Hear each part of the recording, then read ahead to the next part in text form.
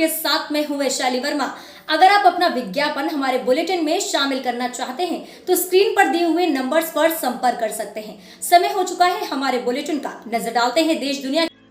वो सभी के पुरुषोत्तम राम जी, उस सभी हिंदू के सभी धर्म के पूजनीय और सभी का उनसे श्रद्धा है। रामचंद्र जी जो मंदिर निर्माण हो रहा वो भाजपा का नहीं है, पूर्वजों से वहां पे रामचंद्र जी का मंदिर था। क्योंकि उस समय जब राम मंदिर और मस्जिद का निर्माण हुआ तो ये जब मंदिर का ताला भी खुलवाया गया तो कोई आरएसएस के नहीं खोला, किसी भाजपा वाले ने खुलवाया। ये आपको भी पता होगा कि कांग्रेस के दिन थी जो उस मंदिर का ताला खुला था। इन्होंने तो विवाद पैदा कर दिया, रामचंद्र जी को बेच दिया, भगवान को बेच दिया। क्या भगवान केवल श्री रामचंद्र जी भाजपा के हैं और किसी दल का और किसी भी संगठन या किसी भी जात के लोगों को नहीं है? क्योंकि जितना गरीबों को आपने कहा बहुत अच्छी बात कि गैस सिलेंडर दिया, लाइट उन्होंने जहां पे लाइट की सुविधा नहीं थी वहां लाइट पहुंचाया, लेकिन जहां पे लाइट पहुंचाया वहां पे आज आप देख लीजिए कि एक पंखा और एक बल्ब की महीने में बिजली की जो बिल आता है लगभग मेरी समझ से 2 से 2,500 और 3,000 रुपए के बीच आता है। आप गरीब को राशन दे रहे हैं, 90 रुपये का राशन आप 5 किलो दे रहे हैं, 145 रुपये का झोला दे रहे हैं। अरे आप 145 का राशन दें, 50 रुपये का झोला दें, क्योंकि वो झोले में योगी जी का, मोदी जी के फोटो लगे हुए हैं जिससे लोगों में प्रचार हो। कोविड में सरकार ये बता दे कि मैंने किस गरीब को अनाज दिया, मैंने कोरोना में किस गरीब को खाना खिलाया। अगर किसी गरीब को कोरोना काल में जो हमारे गरीब मजदूर थे, हजार 500 किलोमीटर चल के आए थे पैदल, अगर उनको किसी ने खाना खिलाया तो वहां की ग्रामीण जहां पे वो हमारे कोरोना काल में हमारे मजदूर, हमारे भाई साधन विहीन थे, पैदल रोड पे आ रहे, उनको वहां की जनता ने खाना खिलाया।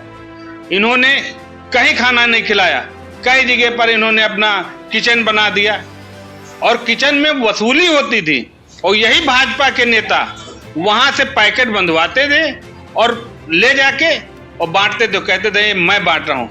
राजधानी लखनऊ में आज प्रगतिशील समाजवादी पार्टी के जिला कार्यालय में हम उपस्थित, जहां के जाने माने नेता आपके रंजीत यादव हमारे साथ हैं, जिनसे हम सवाल करेंगे सन 2022 में कैसे चुनाव में वो अपना कदम जमा रहे हैं और किस तरीके से वो लोगों को जोड़ रहे हैं और महिलाओं को किस स्तर से जोड़ रहे हैं और कितने युवा उनके साथ हैं। आइए हम बात करेंगे रंजीत यादव जी से। रंजीत यादव जी, बहुत स्वागत है आपका चैनल में। धन्यवाद। आज आप अपने कार्यालय में बैठे हुए हैं और मीटिंग है, अच्छी मीटिंग करी है आपने। तो जैसा कि सन 2022 में क्या योजना है, क्या विचारधारा है और किस चीज को आप आगे बढ़ाते हुए ले जा रहे हैं, कुछ बताइए।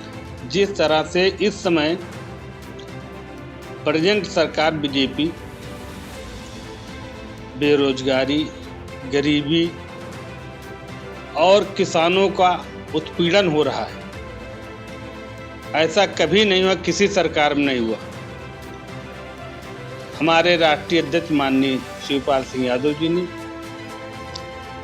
2022 के चुनाव में अगर समाजवादी विचारधारा, समान विचारधारा वाले सभी दल अगर एक मंच पे आते हैं तो उनके साथ गठबंधन भी करेंगे और गठबंधन करके भी चुनाव लड़ेंगे। नहीं तो हमारे राष्ट्रीय अध्यक्ष जी 403 विधानसभाओं पर अपनी हमारी पार्टी के प्रत्याशी चुनाव लड़ेंगे। हमारे राष्ट्रीय अध्यक्ष जी का कहना है कि अगर हम सरकार में आते हैं तो हमारी सरकार में जिस तरह से भी एक घर में बेटा और बेटी जिस तरह से शिक्षा होगी उसको एक नौकरी दी जाएगी।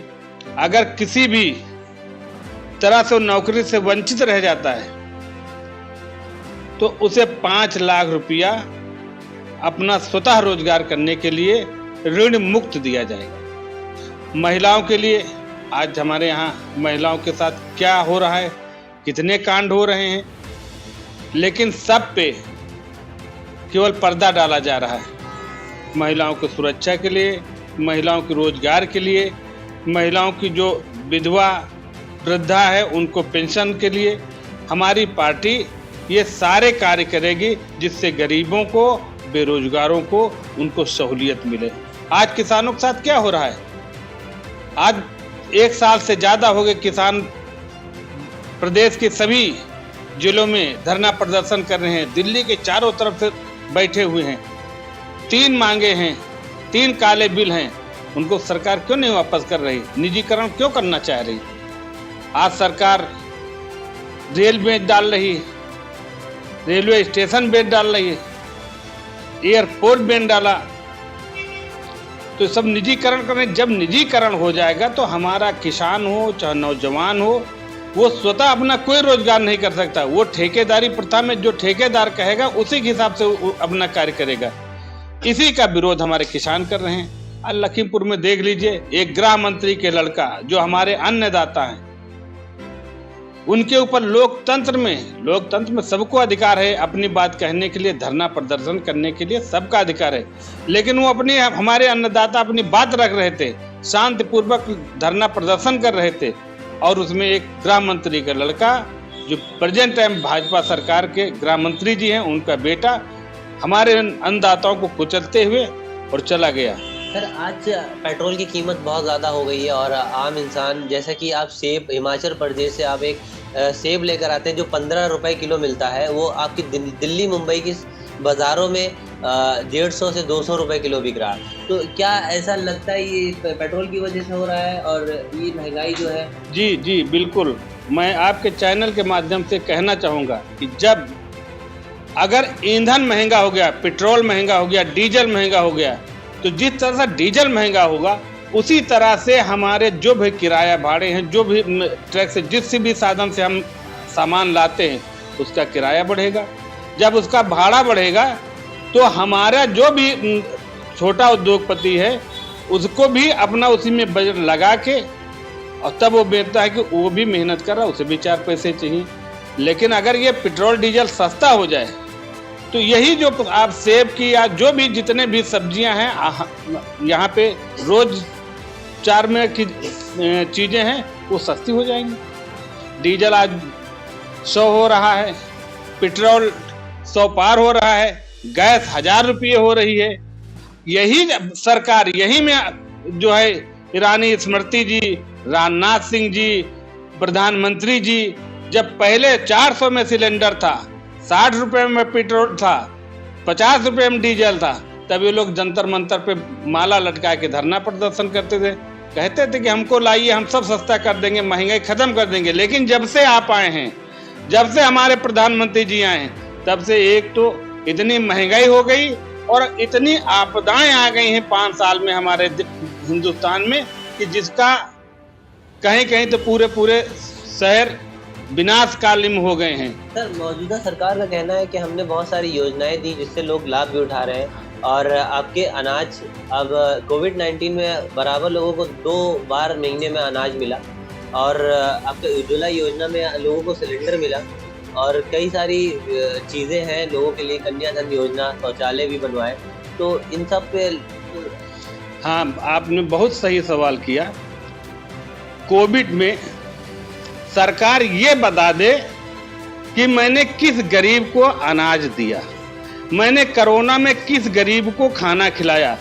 अगर किसी गरीब को कोरोना काल में, जो हमारे गरीब मजदूर थे, 500 किलोमीटर चल के आए थे पैदल, अगर उनको किसी ने खाना खिलाया तो वहाँ की ग्रामीण, जहाँ पे वो हमारे कोरोना काल में हमारे मजदूर, हमारे भाई साधन विहीन थे, पैदल रोड पे आ रहे, उनको वहाँ की जनता ने खाना खिलाया। इन्होंने कहीं खाना नहीं खिलाया, कई जगह पर इन्होंने अपना किचन बना दिया और किचन में वसूली होती थी और यही भाजपा के नेता वहाँ से पैकेट बंधवाते थे और ले जाके और बांटते थे, कहते थे मैं बांट रहा हूँ। हमारी पार्टी ने बांटा, सारे संगठनों ने बहुत ही गरीबों की मदद की। लेकिन अगर भाजपा की बात की जाए, भाजपा ने कहीं पर भी कोरोना काल में 1 पैसे की मदद नहीं की किसी गरीब का। आज कह रहे हैं कि वैक्सीन मुफ्त है। 16 लाख 1000 करोड़ रुपया कर्जा हो गया है देश पे इन्होंने लोन ले रखा है विश्व बैंक से। आज वो वैक्सीन मुफ्त कहाँ से आप दे रहे हैं? आप गरीब को राशन दे रहे हैं, 90 रुपये का राशन आप 5 किलो दे रहे हैं, 145 रुपये का झोला दे रहे हैं। अरे आप 145 का राशन दें, 50 रुपये का झोला दें, क्योंकि वो झोले में योगी जी का, मोदी जी के फोटो लगे हुए हैं, जिससे लोगों में प्रचार हो। तो गरीबी में जा रहा है, ये तो अपने प्रचार करने में लगे हुए। 2000 दे रहे हैं किसानों को, लेकिन अगर उनसे पूछा जाए कि 2000 आप फ्री क्यों दे रहे हैं? क्योंकि जितना गरीबों को आपने कहा, बहुत अच्छी बात कि गैस सिलेंडर दिया, लाइट उन्होंने, जहाँ पे लाइट की सुविधा नहीं थी वहाँ लाइट पहुँचाया, लेकिन जहाँ पे लाइट पहुँचाया वहाँ पे आज आप देख लीजिए कि एक पंखा और एक बल्ब की महीने में बिजली की जो बिल आता है, लगभग मेरी समझ से 2 से 2500 3000 रुपये के बीच आता है। इतनी महंगा है। जिसको इन्होंने सिलेंडर फ्री दिया, आज उनको सब्सिडी नहीं मिल रही। 1000 रुपये का सिलेंडर, कोई प्रकार उनको छूट नहीं। वही का अगर हिसाब लगा दिया जाए तो 1 साल में वो सिलेंडर, वो गैस चूल्हा जो फ्री है, उसके 3 गुना पैसे सरकार वसूल रही है। सर, मौजूदा सरकार ने एक बहुत बड़ा काम किया राम मंदिर को लेकर के, जो राम मंदिर निर्माण, और शायद इसकी वजह से वो बोलते भी हैं कि हम इस बार 350 से अब सीटें लेकर आएंगे। तो इस पर क्या है? देखिए, रामचंद्र जी वो सभी के पुरुषोत्तम राम जी, वो सभी हिंदू के सभी धर्म के पूजनीय और सभी का उनसे श्रद्धा है। रामचंद्र जी जो मंदिर निर्माण हो रहा, वो भाजपा के नहीं है।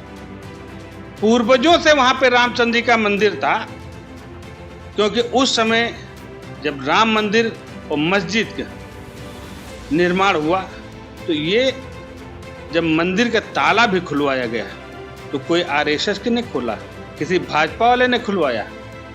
ये आपको भी पता होगा कि कांग्रेस के दिन थी जो उस मंदिर का ताला खुला। इन्होंने तो विवाद पैदा कर दिया, रामचंद्र जी को बेच दिया, भगवान को बेच दिया।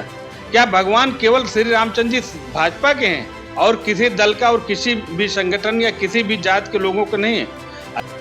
अगर उस अयोध्या को फिर से एक तरफ से गिरा के और नया निर्माण कराया जाए, उसके बावजूद भी वो पैसा कम नहीं पड़ेगा और पैसा बच जाएगा। इतना पैसा है कि अगर अयोध्या को फिर से निर्माण हो जाए, जो पैसा बचे उनको गरीबों की मदद करिए।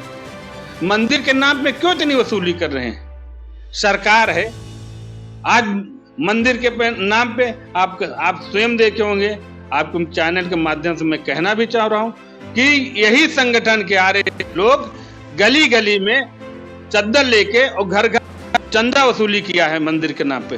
क्या पता वो सही वसूली कर रहे हैं या गलत कर रहे हैं, या निजीकरण कर रहे हैं कि वो अपना उनका सम्मिलित है, जो अपना पेट पालने के लिए वो कर रहे हैं। भगवान को बदनाम चाहिए। सभी की श्रद्धा, हिंदू के वो पुरुषोत्तम राम है, हम सभी की श्रद्धा है। मंदिर बने, हम लोग भी दर्शन करें, और हम लोगों की भी आस्था है भव्य मंदिर बने, लेकिन भगवान को बदनाम करना नहीं चाहिए। ये थे हमारे साथ प्रगतिशील समाजवादी के जिला अध्यक्ष रंजीत यादव जी, जिनकी विचारधारा बहुत ही ज़्यादा अलग है, बहुत ही ज़्यादा राष्ट्रीय अध्यक्ष जी के चहीते भी हैं, और इस बार ये अपनी मेहनत को लेकर के पार्टी को बहुत आगे बढ़ाने वाले हैं। मैं हूँ आपके साथ फैजान अली, न्यूज़ 77।